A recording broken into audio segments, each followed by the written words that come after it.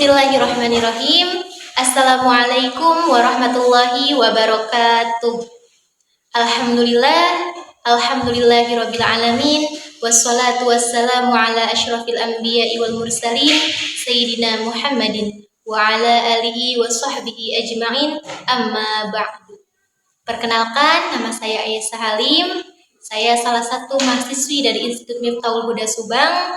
Saya berasal dari Fakultas Tarbiyah Program Studi PGMI semester kedua. Video ini saya buat untuk memenuhi tugas ulangan tengah semester dari matkul Ushul Fiqih. Di video ini saya akan membahas tentang 4 sumber hukum Islam. Yang pertama adalah Al-Quran. Al-Quran adalah kitab suci umat Islam yang mengandung wahyu Allah Subhanahu wa Ta'ala yang diturunkan kepada Nabi Muhammad SAW melalui perantara malaikat Jibril. Al-Quran merupakan sumber hukum utama dan pertama dalam Islam sebagai firman Allah Subhanahu wa Ta'ala. Setiap muslim diwajibkan untuk menjadikan Al-Quran sebagai pedoman hidup. Contoh penerapan dalam kehidupan sehari-hari, Al-Quran digunakan sebagai panduan dalam ibadah seperti sholat, puasa, zakat, dan haji. Misalnya, perintah sholat dan zakat yang terdapat dalam Quran Surat Al-Baqarah ayat 43 yang berbunyi, A'udzu billahi minasyaitonir rajim. Bismillahirrahmanirrahim. Wa aqimus sholata wa atuz zakata warka'u ma'ar raki'in. Yang artinya, dan laksanakanlah sholat, tunaikanlah zakat, dan rukuklah beserta orang-orang yang rukuk. Hubungan hierarki Al-Quran menempati posisi tertinggi dalam hierarki sumber hukum Islam, diikuti oleh hadis, ijma, dan qiyas.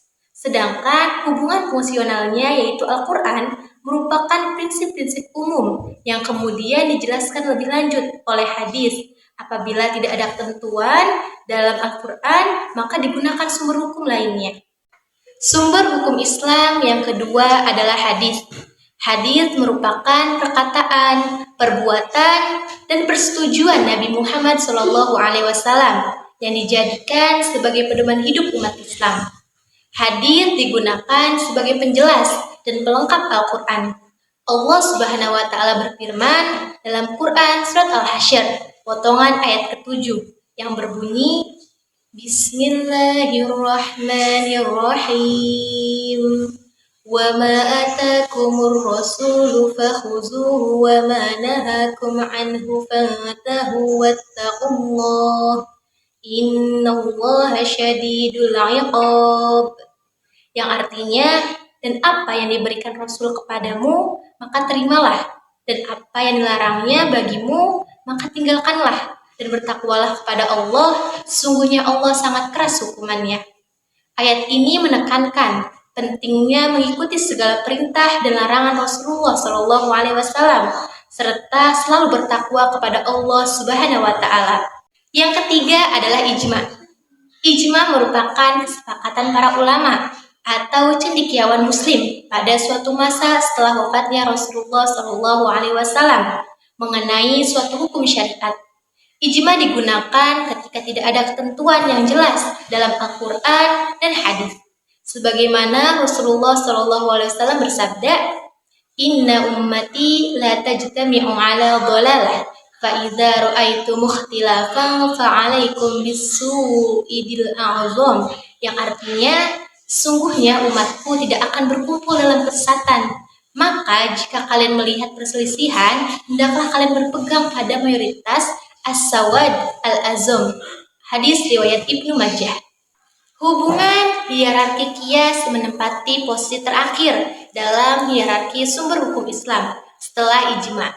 Sedangkan hubungan fungsionalnya, qiyas berfungsi untuk menetapkan hukum Islam dalam konteks baru yang tidak dicakup oleh sumber hukum lainnya dengan prinsip analogi.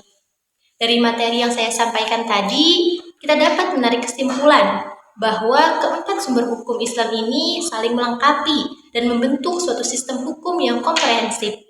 Al-Quran dan hadis memberikan dasar utama, sedangkan ijma dan qiyas memungkinkan fleksibilitas dalam menetapkan hukum Islam sesuai konteks dan perkembangan zaman.